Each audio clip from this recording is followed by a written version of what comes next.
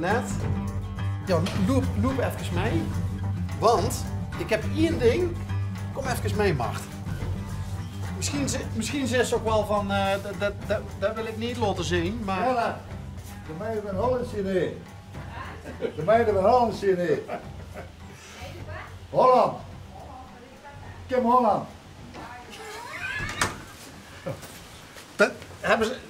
Hebben ze dich wel eens met Kim Holland vergeleken, Rudy? Nee, hè?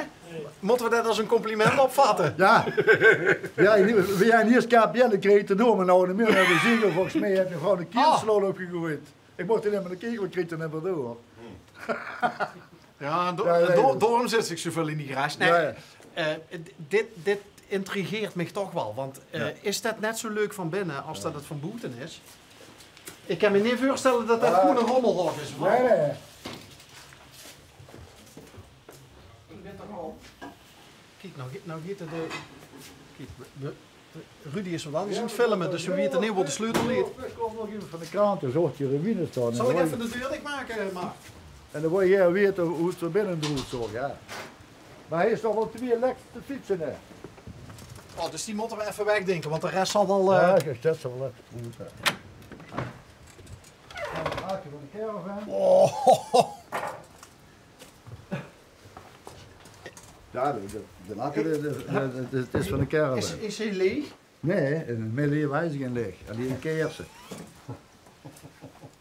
Hey, nou zit ik wel... mijn ganse collectie is naar de kasteeltuin gegaan, maar dit is gewoon die eigen ridderzaal. Nee, dit is mijn vrouw, we noemen het vrouwenhok. Er stonden geen wapens in of niks. Ja, nou wel. Kijk, vrouwenhok is hier makkelijk. Ja, is het geweest. Dus ik zeg wel ridderzaal, maar dit is het vrouwenhok. We zijn gewoon vrouwenhok tegen. Hé, maar dit is er toch niet allemaal zelf gemaakt, of wat? Alles? Ja. Kijk, hier is aan de kersenkant dan hier. Hè?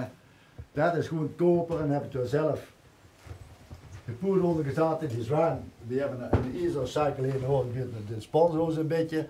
Als je ziet dat er iets leert, ja, dan kan je maar gebogen, die wordt dan aan de kant gelaagd. Dan moet ik dat meenemen. Maar zo'n glazen vazen, natuurlijk niet. Hé, maar wat is dit voor een apparaat? Dat zijn schaalmodellen van de kattenpeul doet de middeleeuwen. We hebben 2 grote gemaakt, één voor het Limburgse Museum. Ja. En één voor kasteel Hoensbroek. Maar Hoensbroek werd teruggebracht en het de hele tijd gestaan op kasteel in Aarhus. Ja. Maar dat is helemaal verrot door weer en wind. Maar dit heb ik als schaalmodel gebouwd voor de jongens die in mijn voetsporen staan. En die zou je dus uiteindelijk met een model op ware grootte moeten... Normaal zien jongen van 1,4 meter lang. En dan zien ze een paar meter hoog. Ja, je moet de lepel moet je hierin steken. En dan spannen die met tandwielen. En dan kun je weer getordeerd en houdt dat projectiel weg. Snap? Dus eigenlijk wordt dit Het eerste 5 meter lang.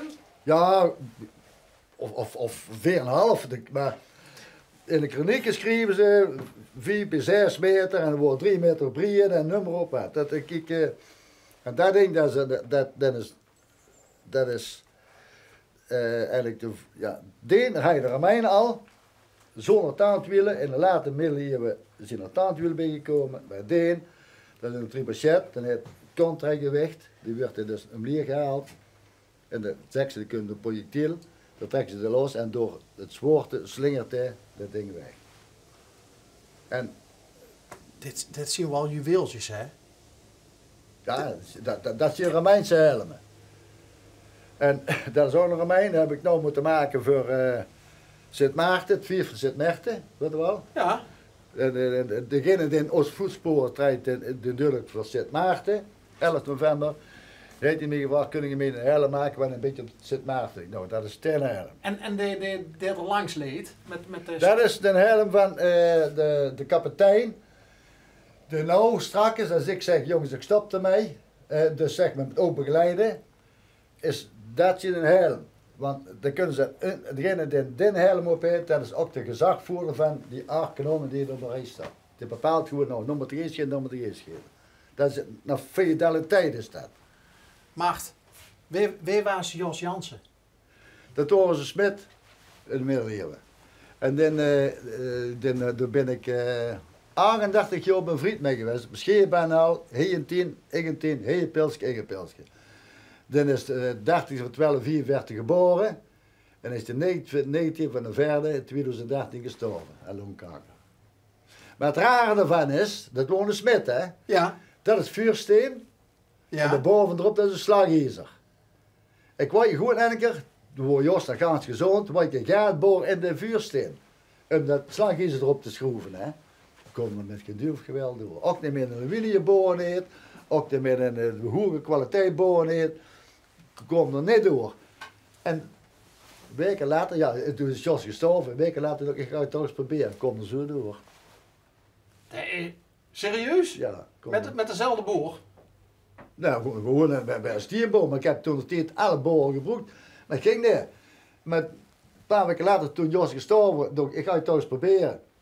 Kom er zo door. Raar, hè? Toen lukt het me wel. Ja.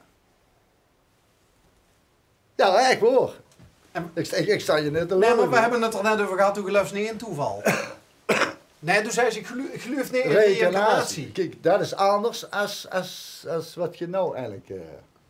Dus de geloof wel dat er dingen kunnen gebeuren die niet te verkloren zijn.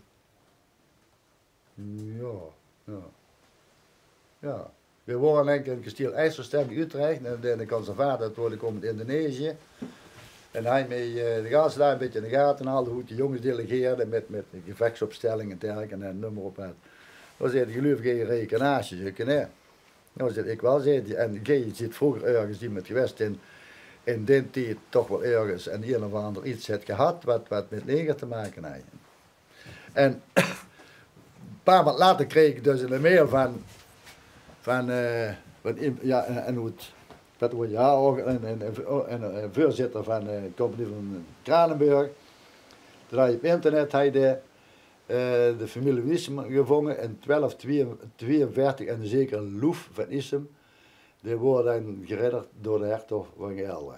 En in Goch, Kloostergraventaal Goch, toen zijn we ook een paar keer op jou geweest. Toen hebben we ook als een groot middels evenement georganiseerd. En toen had ik een herberg, ja, eerst wordt het scheur, een herberg. Er is een nood van gemaakt en wij zaten vlak bij die herberg en ik zat de gast zien, ik mijn vrouw wandelen met de dochter en de collega allemaal, ik zat een patje biertjes open. Toen dook ik verrekt naar toe de Loeften heette 5 kilometer, 7 kilometer vanaf gewoon. Zij zijn oer denk ik reizen geweest. Kijk, zo'n gedachte kregen dat wel te horen. Ja. Maar ik geloof niet in zo'n spul. Een reïncarnatie helemaal niet. Nee. Wie zou het heen, vroeger? Dat waren vrouwenverteffelijke. Bij een kapiteinstent en stond dat dingen altijd voor. Met de stoel. En dat wordt dan moet ik wel bij de schrijven, dat zijn allemaal mensen die hier op bezoek komen. Dus wie mag in het gastenboek schrijven? Je mag in het gastenboek schrijven, op bevinding wat je denkt, wat van een halve jaar zien we nou tegenkomen. Maar er zijn veel trekken erin geschreven. Maar dit is gewoon, ja. De geloofsnee en dan ronden we het langzaam af. De geloofsnee en reïncarnatie, maar heb je wel eens gedacht van ik ben in de verkeerde tijd geboren? Nee, nooit. Want als je het reëct met nog gaat spelen, dan gaat het kaap op van 's morgens 10 tot 's avonds 6. Je krijgt er een vergoeding voor. Dus de organisatie, bijvoorbeeld Montfort, Hoensbroek, daar waren we ook ductie geweest, die verlangen dan, nou je krijgt daar een vergoeding voor, maar dan moet het ook zo orzeer mogelijk spelen. Dus dan zitten daar, dus vanaf 10 uur af, zit sigaretje, vergeet het maar. Koffie, oké, in een beker. Ontbijt of een boterham, tafelbeer is gaan te zoepen. Doe maar op de zangerij. Dus om 6 uur ben je er wel klaar mee? 6 uur, dan is het 11 uur tafel af en dan gaat er naar de frietkrop. Snap je wat ik bedoel? En dan, je slaapt niet in een bed, zeg maar, waar wij nou bestoppen. Nee, je hebt eigenlijk een bak met strui. Doorgeslapt je. Dus als ze Mart van Issem de vraag stellen van middeleeuwen of 21e eeuw? 21e eeuw.